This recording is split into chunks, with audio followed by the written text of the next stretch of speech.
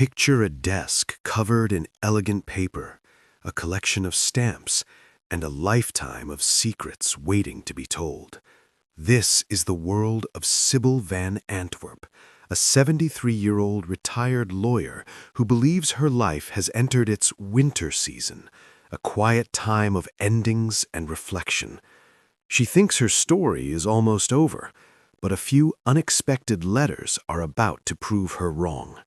Sybil is about to discover that even in the twilight of life, it is possible to find a new beginning. Published in 2025, The Correspondent became a massive success through word of mouth, meaning it grew popular because readers simply couldn't stop recommending it to their friends. The author, Virginia Evans, has a journey as inspiring as her book. She spent 20 years writing 8 novels that were all rejected by publishers before this 9th story became a #1 bestseller. Remarkably, she wrote this entire book between 4:30 and 7:30 in the morning while sitting in a small, dark laundry closet so she wouldn't wake her children. The story is told entirely through letters and emails, a style known as epistolary fiction. The language feels careful and elegant because Sybil values the original form of civility, the handwritten letter. As Sybil explains her style in the book, "I write slowly. A letter might take me an hour or more. I do not rush. You mustn't rush." In this novel, you become a detective. By reading Sybil's personal mail, you piece together her life in Maryland, her beautiful garden, her difficult relationship with her daughter, and the heavy grief she has carried for 30 years. It is a story about how slowing down and writing a letter can bridge the distance between people even when they seem worlds apart. Our story begins when Sybil has a minor car accident. She realizes she is slowly going blind, but she keeps this a secret from her family because she is proud and afraid of losing her independence. 2 major events then change her world. First, her son gives her a DNA testing kit. Although she was adopted and afraid of her past, she eventually uses the kit and discovers a biological sister in Scotland. Second, she begins receiving threatening letters from a mysterious person known only as DM.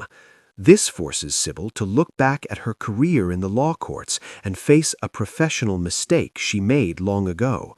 Throughout these challenges, she writes unsent letters to her middle son, Gilbert, nicknamed Colt, who died tragically when he was only 8 years old. One of the most moving parts of the book is when she finally shares her heart with her neighbor, Theodore. She writes, "When I started writing to you, it was in an effort to live, not just shrivel up and die, and it's worked. It's kept you beside me." Through these honest words, Sybil finds the courage to apologize to her daughter and find a late-life romance. The core message of The Correspondent is that it is never too late to change, to find rebirth, or to finally forgive yourself. It reminds us that while technology like email is fast, there is an immortal power in words that are written slowly and thoughtfully by hand. This story resonates with so many people because it captures the universal human need to be truly seen and understood. Whether it is Sybil writing to her family or even to famous authors like Anne Patchett, the book shows us that we are all connected by the same joys and sorrows.